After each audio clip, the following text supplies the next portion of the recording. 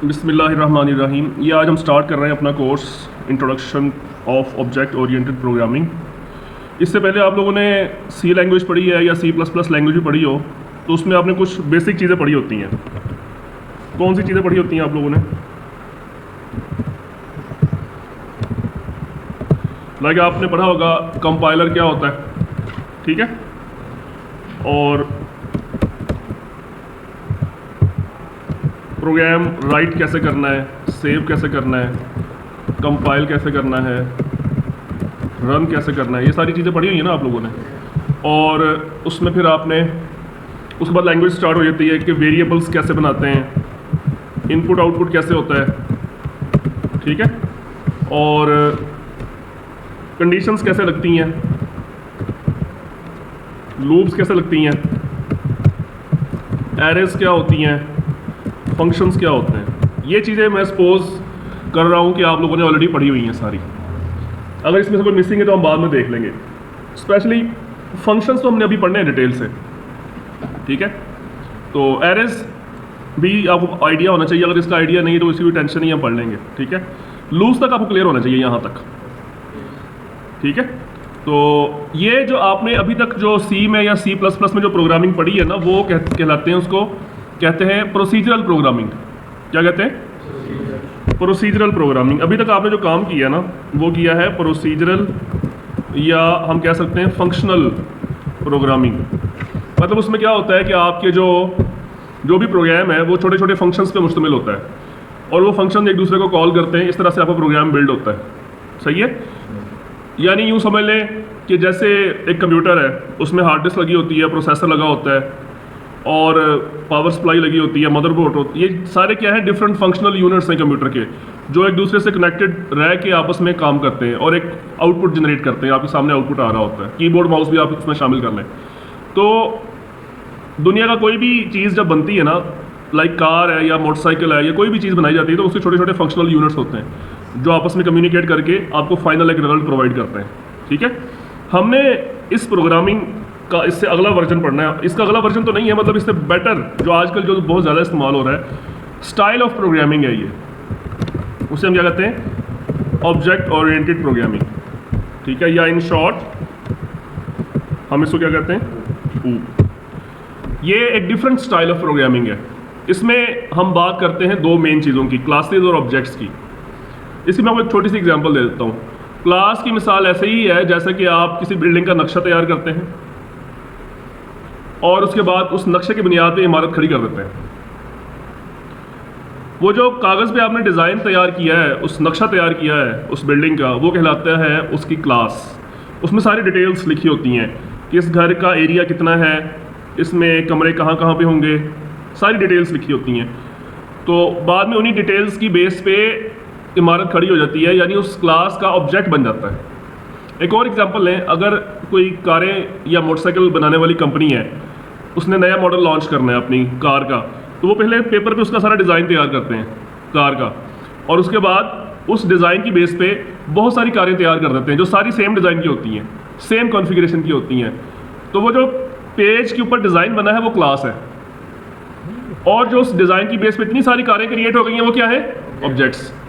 एक और example, mobile phone जब बनता है, उसी तरह सेम पहले बैठ के सारा डिसाइड होता है कि इसमें क्या क्या चीज़ें लगाएंगे, हम प्रोसेसर कौन सा होगा, रैम कितनी लगाएंगे, ये सारी चीज़ें डिसाइड करने के बाद पेपर पे उसका सारा डिज़ाइन तैयार होता है। जब तक वो चीज़ पेपर पे रहती है वो क्लास ही होती है, जस्ट क्लास का फिजिकली वजूद नहीं होता।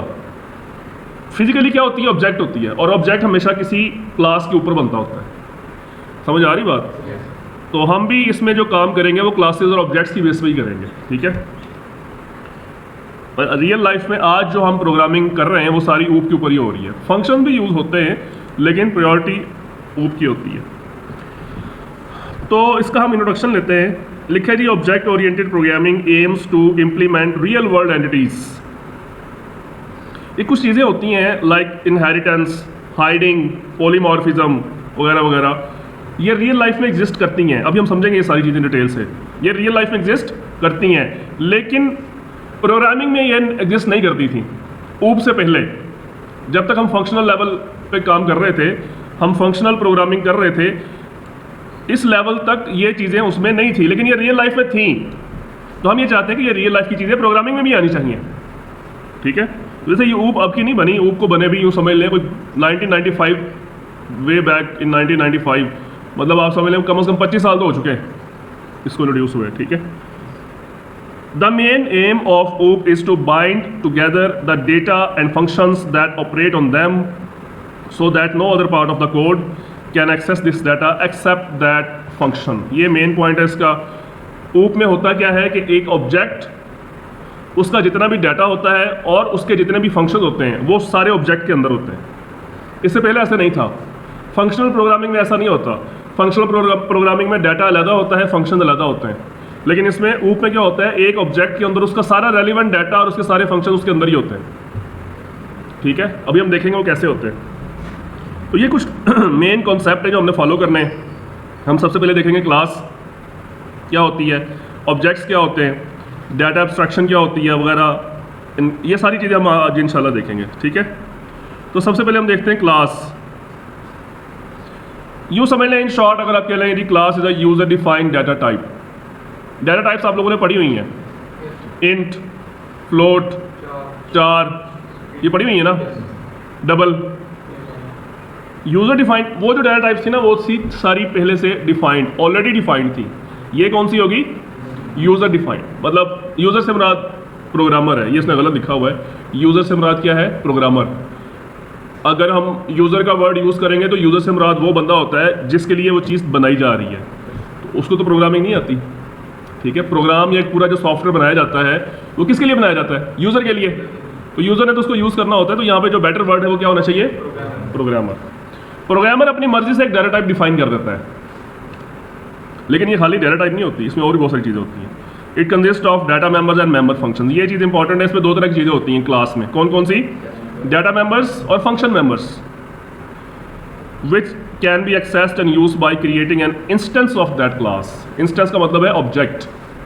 ये वर्ड हम बार बार यूज़ करेंगे पूरे कोर्स में। इंस्टेंस का वर्ड यूज़ करेंगे या फिर ऑब्जेक्ट का वर्ड यूज़ करेंगे। तो उसके जितने भी क्लास के मेंबर्स होते हैं, चाहे वो डाटा मेंबर्स हों चाहे वो फंक्शन मेंबर्स हों, वो उसके ऑब्जेक्ट के थ्रू एक्सेस होते हैं। It represents the set of properties और methods that are common to all objects of one type. Type का वर्ड भी जहाँ पे इस्तेमाल होगा उससे मुराद क्लास। टाइप से मुराद क्या होगी, तो होता यूँ है कि क्लास सिर्फ एक दफ़ा डिफाइन होती है। क्लास सिर्फ एक दफ़ा डिफाइन होती है और उसके ऊपर फिर आप जितने चाहे ऑब्जेक्ट्स क्रिएट कर लें। जैसे कार का डिज़ाइन एक दफ़ा बनता है, तो क्या उस डिज़ाइन के ऊपर सिर्फ एक ही कार बनेगी?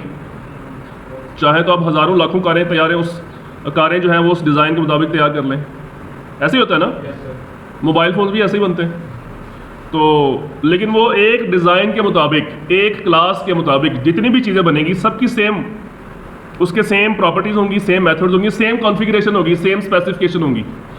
अगर एक मॉडल आता है मोबाइल फ़ोन का, तो आप चाहे पाकिस्तान में देख लें चाहे USA में देख लें, दुनिया के किसी कोने में चले जाएं, सेम स्पेसिफिकेशन का होगा। ऐसे ही होता है कि नहीं होता? तो class is like a blueprint. Blueprint से बना होता है नक्शा, blueprint for an object.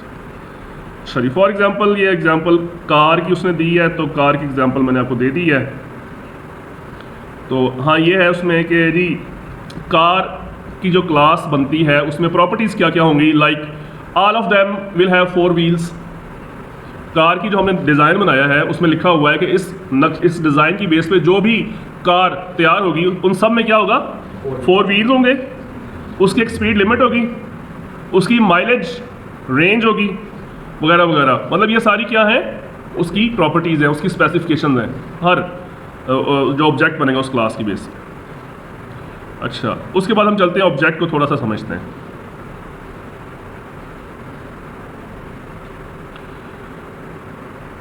Object, जैसे मैंने को पहले बताया है कि an object is an instance of a class. Instance का लफ्ज़ी मतलब होता है कोई चीज़ वाक़ हो जाना, वकूअ पज़ीर हो जाना, अमल में आ जाना। मतलब क्लास एक खाली एक पेज था, डिज़ाइन था, लेकिन जब आप उस डिज़ाइन की बेस पर कोई चीज़ फिजिकली तैयार कर लेते हैं, जब उसका इंस्टेंस बन जाता है, उसका ऑब्जेक्ट बन जाता है, ठीक है। अच्छा, ये बातें उसने कुछ आगे लिखी थी कि when class is defined no memory is allocated. अभी हम जावा में इंशाल्लाह क्लासेस डिफाइन करेंगे, तो जब क्लास डिफाइन होती है तो उसको मेमोरी एलोकेट नहीं होती, वो जस्ट एक कोड लिखा होता है, बस एक डिज़ाइन बना होता है, उसकी बेस पे कोई मेमोरी में कोई चीज़ बनती नहीं है। लेकिन बट व्हेन इट इज़ इंस्टेंशिएटेड, जब उसका ऑब्जेक्ट बनाया जाता है देन होता है उसको मेमोरी मिलती है। मेमोरी में वो चीज़ कब बनती है? जब उसका ऑब्जेक्ट बनता है। खाली क्लास डिफाइन होने से मेमोरी में जगह नहीं बनती। अच्छा, अब आगे लिखा जी, an object has an identity, state and behaviour. ठीक है, जैसे ये लिखा हुआ है कि dog is a real life object. ठीक है, ये उसकी प्रॉपर्टीज़ हैं, या कह सकते हैं अभी हमने ऊपर बात पढ़ी थी कि क्लास के डेटा मेंबर्स होते हैं और उसके फंक्शन मेंबर्स होते हैं। तो ये डॉग के डेटा मेंबर्स हैं कि उसकी एक ब्रीड है, ब्रीड से मुराद वो क्या खाता है, एज उसकी क्या है, उसका कलर क्या है, और ये उसके फंक्शंस हैं, बार्क, स्लीप, ईट, ये क्या है उसके फंक्शंस हैं। ये उसका डाटा मेंबर्स हैं और ये उसके फंक्शन मेंबर्स हैं। और उसकी एक आइडेंटिटी होगी, हर ऑब्जेक्ट की भी एक आइडेंटिटी भी होती है। जैसे हम सब भी ऑब्जेक्ट्स हैं। हमारी क्लास कौन सी है? Human beings. हमारी क्लास कौन सी है? Human beings. तो ह्यूमन बीइंग्स में वैसे फर्दर दो कैटेगरीज आ जाती हैं, मेल और फीमेल। तो हम स्पेसिफिकली मेल क्लास से बिलोंग करते हैं। जनरली हम ह्यूमन बीइंग हैं, स्पेसिफिकली हम क्या है? मेल है। ठीक है, तो हम सब की क्या है? एक आइडेंटिटी है। हमारी आइडेंटिटी क्या है? हमारे फिंगरप्रिंट है। ये नेचुरल आइडेंटिटी है हमारी, जो पूरी दुनिया में आज तक, जब से दुनिया बनी है वहाँ से लेकर आज तक जितने भी इंसान आए, सबके फिंगरप्रिंट डिफरेंट हैं। इवन के जो ट्विंस पैदा होते हैं उनके भी फिंगरप्रिंट डिफरेंट होते हैं। ठीक है, तो ये हमारी नेचुरल आइडेंटिटी है। बाकी दुनिया में रहने के लिए हमारी आइडेंटिटीज़ क्या है? CNIC होता है हमारा, जो दुनिया वाले हम इशू करते हैं। ठीक है, बाकी हमारे डाटा मेंबर्स सबके सेम है और हमारे बिहेवियर भी सेम है। हाँ, डाटा मेंबर्स की वैल्यूज़ डिफरेंट होती हैं। एज हम सबकी है, या हम कह सकते हैं डेट ऑफ बर्थ हम सबकी है, लेकिन उसकी वैल्यू फ़र्क है, हर किसी की वैल्यू। ठीक है, हाइट हम सबकी है, लेकिन हाइट की वैल्यू में फ़र्क है। ठीक है, अच्छा जी, उसके बाद अगला कॉन्सेप्ट हम देखते हैं, डाटा एब्स्ट्रैक्शन। डाटा एब्स्ट्रैक्शन में क्या होता है, मैं आपको एग्जांपल एक बता देता हूँ, फिर इसको समझते हैं। गाड़ी चलाते हैं आप या बाइक चलाते हैं आप, तो आप जब आपने बाइक रोकनी होती है तो ब्रेक्स लगाते हैं, ऐसे ही होता है ना। तो कभी गौर किया है कि आप ब्रेक लगाते हैं तो वो इंटरनली क्या होता है कि बाइक रुक जाती है? क्या आपको इस चीज़ से कोई गर्ज है? इस चीज़ से गर्ज तो उसको होता है जिसने बाइक डिज़ाइन की है, या जो मैकेनिक है उसको गर्ज है ना इस चीज़ से। जो यूज़र है यानी राइडर है, उसको इस चीज़ से कोई गर्ज है कि वो बाइक इंटरनली क्या हो रहा होता है उसका। तो आपको बाइक बनाने वाले ने, इंजीनियर ने, बाइक बनाने वाली कंपनी ने ब्रेक के पीछे जो इंटरनल फंक्शनैलिटी है सारी, वो सारी हाइड कर दी है उसने। आप उसने कहा बस आपने ये जो पैडल है ना इसको प्रेस करना है और वो रुक जाएगी। और यूज़र तो चाहता ही यही है कि उसका काम आसान से आसान हो जाए। ठीक है, अब मतलब गाड़ियाँ ऐसी आ गई हैं कि उसमें आपको गियर लगाने की भी ज़रूरत नहीं है। अब गियर लगाते थे आप तो उसमें गियर लगाने के बिहाइंड क्या फंक्शनैलिटी है उसको आपको नहीं पता क्या हो रहा है।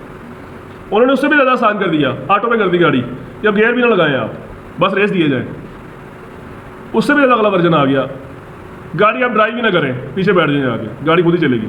सारी चीज़ें वो इंटरनल फंक्शनैलिटी में छुपाई जा रहा है। लेकिन वो इंटरनल एब्स्ट्रैक्शन का मतलब होता है छुपा देना किसी चीज़ को। तो रियल लाइफ में ये चीज़ है कि आप ऑब्जेक्ट जो होता है वो सिर्फ यूज़र को अपने फंक्शंस यूज़ करने की इजाज़त देता है, बाकी इंटरनली क्या हो रहा है वो यूज़र को नहीं पता, प्रोग्रामर को नहीं पता होता। अच्छा, यहाँ पे मैंने वर्ड यूज़ किया है प्रोग्रामर। जो क्लासेस क्रिएट होती हैं ना, वो एक प्रोग्रामर क्रिएट करता है दूसरों के लिए या अपने लिए भी करता है कि उसने एक क्लास बना के रख दी है, अब चाहे तो पूरी दुनिया में कोई भी उसको इस्तेमाल कर ले। ठीक है, वो जो दूसरा प्रोग्रामर यूज़ करेगा ना, उसको उसके सिर्फ फंक्शन नज़र आएंगे, उसके पीछे जो फंक्शनैलिटी लिखी हुई है वो उसको नज़र नहीं आएंगी। वो उसी को नज़र आएगी जिसने लिखी है, जिसके पास उसका सोर्स है, जिसके पास उसका, बाकी जिसको वो डिस्ट्रीब्यूट कर रहा है आगे, उनको उसके पीछे लिखी हुई फंक्शनैलिटी नज़र नहीं आएगी। वो सिर्फ फंक्शन का नाम नज़र आएगा बस। समझ आ रही है बात? ठीक है,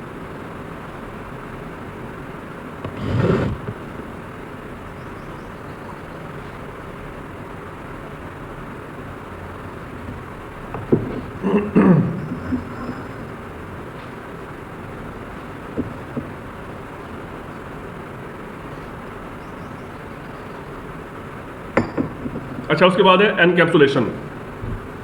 चाहे एनकैप्सुलेशन का जो वर्ड है ना, ये कैप्सूल से लिया गया है। कैप्सूल एक मेडिसिन है, अगर आप उसको ओपन करें तो उसमें छोटे छोटे ज़रात होते हैं मेडिसिन के। वो वर्क उसी सूरत में करते हैं जब आप उसको सालम निगलते हैं कैप्सूल को। अगर आप उसको खोल के वो पार्टिकल सारे अलग अलग निकलने की कोशिश करें, फिर वो काम नहीं करेंगे। तो मतलब वो अपनी मतलूबा जगह पे पहुंच के खुद ब खुद खुलते हैं और वो ज़रात अपनी अपनी प्रॉपर प्लेसेस पे चले जाते हैं, फिर वो फंक्शन करते हैं। तो ये रियल लाइफ एनकैप्सुलेशन है। प्रोग्रामिंग में जब दो ऑब्जेक्ट्स आपस में कॉन्टैक्ट करते हैं, या फर्स्ट करें मैं पूछता हूँ आपसे, जी आपकी एज क्या है, तो आप मुझे फ़ौरन कैलकुलेशन करके बताएंगे जी अपने डेट ऑफ बर्थ के हिसाब से, जी मेरी एज इतनी है, 20 ईयर्स है या 25 ईयर्स है। अब जो एक्चुअल डेट ऑफ बर्थ है वो आपको ही पता है, एग्जैक्टली डेट क्या थी, मंथ क्या था, ईयर क्या था, वो आपको पता है। आपने वो सारी डिटेल मुझे नहीं बताई, आपने मुझे जस्ट एक कैलकुलेट करके एज ईयर्स में बता दिया आपने। अब क्या हुआ, आपने एनकैप्सुलेट कर लिया डाटा, आपका डाटा आपके अंदर एनकैप्सुलेटेड है।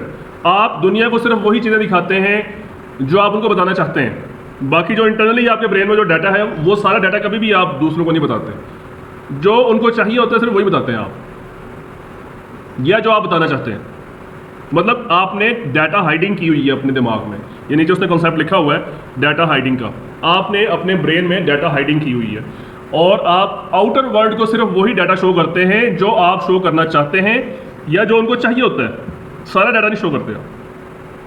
ठीक है, तो इसमें प्रोग्रामिंग में भी ऐसा ही होगा कि जब दो ऑब्जेक्ट्स आपस में कम्युनिकेट करेंगे तो वो आपस में सिर्फ वही डाटा शेयर करेंगे जो दूसरे को चाहिए होगा, बस। बाकी जो इंटरनली क्या पड़ा हुआ है उनके पास वो नहीं डिस्प्ले करते हैं। ठीक है, तो ये उसने एग्जांपल दी है मुख्तलिफ डिपार्टमेंट्स की, आप पढ़ लीजिएगा। अगला कॉन्सेप्ट बहुत इंपॉर्टेंट है, क्या है, लिखा है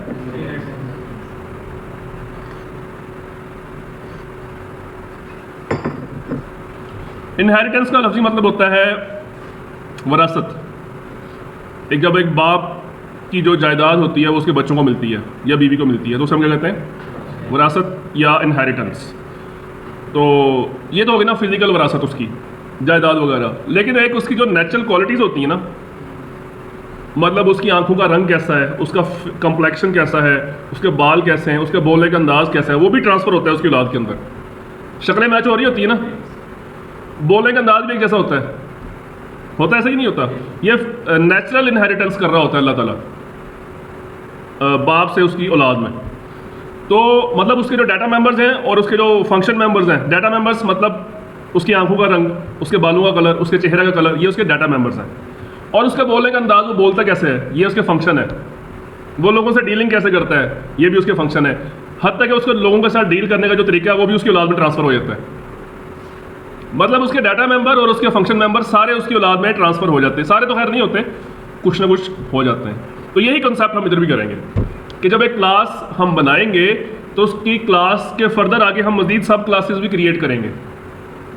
जैसे ह्यूमन बीइंग्स एक जनरल क्लास है, उसकी दो सब क्लासेस हैं, मेल और फीमेल, ये सब क्लासेस हैं। Human being is a super class और मेल एंड फीमेल आर सब क्लासेस। यह कह सकते हैं human being is a parent class और मेल और फीमेल आर चाइल्ड क्लासेस। तो ये कंसेप्ट इधर भी है, प्रोग्रामिंग में भी है।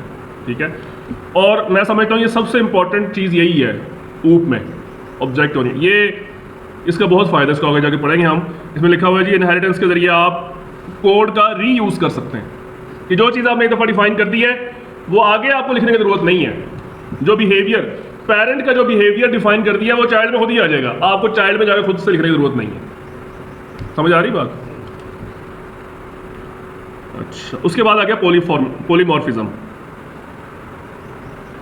पॉलीमॉर्फिज्म में ये होता है कि समटाइम्स एक ऑब्जेक्ट या एक फंक्शन एक से ज़्यादा बिहेवियर परफॉर्म कर रहा होता है। ठीक है, जैसे देखें यहाँ उसने एग्जांपल क्या दी है कि a person at the same time can have different characteristics. एक शख्स है, वो एक ही शख्स है लेकिन वो मुख्तलिफ मौके पे मुख्तलिफ खसूसियात रखता है। Like a man at the same time is a father, वो फादर का रोल भी अदा कर रहा है, हस्बैंड का रोल भी अदा कर रहा है, एम्प्लॉय का रोल भी अदा कर रहा है, ब्रदर का रोल भी अदा कर रहा है। ठीक है, तो एक शख्स एक ही वक्त में मुख्तलिफ रोल प्ले कर रहा है। तो इसी तरह जब हम प्रोग्रामिंग में जाएंगे वहाँ पर भी ऐसे ही होगा कि एक ऑब्जेक्ट मुख्तलिफ काम सर अंजाम दे रहा होगा। पोली का मतलब होता है टू होता है मैनी, और मॉर्फिज्म का मतलब होता है शक्लें, फेस, या तो आप कहते हैं मल्टी फेस, एक ऑब्जेक्ट के मुख्तलिफ चेहरे होना। ठीक है, आखिर में कॉन्सेप्ट आ गया, बल्कि ये सेकंड लास्ट कॉन्सेप्ट है, डायनेमिक बाइंडिंग। होता कुछ यूँ है कि बाज़ औक़ात एक फंक्शन के डिफरेंट वर्जन्स होते हैं, एक नाम होता है और उसकी डिफरेंट वेरिएशंस होती हैं, variation 1, variation 2, variation 3। Parent class में भी उसकी वेरिएशंस पड़ी होती हैं, चाइल्ड में भी वेरिएशंस पड़ी होती हैं, उस चाइल्ड की आगे चाइल्ड हो सकती है, उसमें भी वेरिएशंस हो सकती हैं, एक ही नाम की डिफरेंट वेरिएशंस हो सकती हैं। तो जब आप उस फंक्शन को कॉल करते हैं तो कंपाइलर कैसे डिसाइड करेगा कौन सी वेरिएशन चलानी है मैंने? ये रन टाइम पे जाकर डिसाइड करेगा, वो कंपाइल टाइम पे डिसाइड नहीं कर सकता। डायनामिकली मतलब क्या है? रन टाइम पे। बाइंडिंग का मतलब उसने डिसाइड करना है कि मैंने किस वेरिएशन को कॉल करना है। तो ये चीज़ ऊप में ही मिलेगी आपको, जहाँ पे इनहेरिटेंस होगी। इनहेरिटेंस होती है, उसी वजह से ये फंक्शन, इनहेरिटेंस के खैर बगैर भी हो सकते हैं, एक क्लास के अंदर भी, सिर्फ एक क्लास के अंदर भी एक ही नाम की डिफरेंट वेरिएशन हो सकती हैं। तो कंपाइलर ने डिसाइड करना है कि किस वेरिएशन को मैंने एग्जीक्यूट करना है। ठीक है, आखिर में जी कि why do we need object oriented programming to make the development and maintenance of projects more effortless. Effortless का मतलब क्या होता है? कम से कम कोशिश करके, मतलब आप प्रोजेक्ट्स बना सकते हैं और उसकी मेंटेनेंस कर सकते हैं कम से कम कोशिश से। मतलब ऊप जो है, ऑब्जेक्ट ओरिएंटेड प्रोग्रामिंग जो है, ये फंक्शनल प्रोग्रामिंग से ज़्यादा एफिशिएंट है। खैर ऊप से भी आगे की चीज़ें हैं, वो हम बाद में देखेंगे। To provide the feature of data hiding that is good for security reasons. अब डाटा हाइडिंग देख लें, आपके सामने मैंने एग्जांपल दी है आपको कि आप आउटर वर्ड को सिर्फ वही चीज़ें शो करते हैं जो उनके रेलिवेंट होती हैं, सारी चीज़ें नहीं शो करते आप। ठीक है, we can solve real world problems. OOP के ज़रिए हम रियल वर्ल्ड प्रॉब्लम्स को एज इट इज़ सॉल्व कर सकते हैं। फंक्शनल प्रोग्रामिंग में ऐसा नहीं कर सकते थे। फंक्शनल प्रोग्रामिंग को पहले हमें रियल वर्ल्ड प्रॉब्लम्स को फंक्शंस के अंदर ढालना पड़ता था, फिर काम करते थे। लेकिन इसमें क्या होता है, एज इट इज़ आप उसको मैपिंग वैसे ही कर सकते हैं। It ensures code reusability. ये मुझे सबसे बड़ा फायदा ये लगता है इसका, कोड रीयूजेबिलिटी। एक दफ़ा जो चीज़ डिफाइन कर दी है, वो आगे आप सैकड़ों, हज़ारों, लाखों जगह पर इस्तेमाल कर सकते हैं। एक दफ़ा जो चीज़ लिख दी है आपने। ठीक है, it let's us right generic code. अच्छा, ये जेनेरिक कोड भी एक बहुत बड़ी मैजिक है, ये भी इंशाल्लाह हम पढ़ेंगे। जेनेरिक्स का मतलब ये होता है कि आप जनरली एक पूरा एक सिस्टम डिफाइन कर देते हैं और उसमें डिफरेंट टाइप्स ऑफ चीज़ें आती हैं और वो सबके सोल्यूशन बता देता है उसको। आपके सामने हज़ारों तरह के लोग आते हैं अपने प्रॉब्लम्स लेके, और आपने एक जनरल सोल्यूशन बताया और सोल्यूशन सबके ऊपर अप्लाई हो जाए, तो ये आसानी नहीं है। बजाय आप हर बंदे का अलग-अलग सोल्यूशन बताओ उसको, हर बंदे के प्रॉब्लम को सॉल्व करने के लिए अलग-अलग प्रोग्रामिंग करो। आप एक जनरल प्रोग्रामिंग कर दो और हज़ारों प्रॉब्लम्स उस प्रोग्रामिंग के थ्रू सॉल्व हो जाए, तो ये मैजिक नहीं होगी? ये बड़ी ज़बरदस्त चीज़ है। चले जी, ये लेक्चर हमारा यहाँ पे एंड होगा। इसमें कोई क्वेश्चन है तो कर लें। No question? चलो, थैंक यू।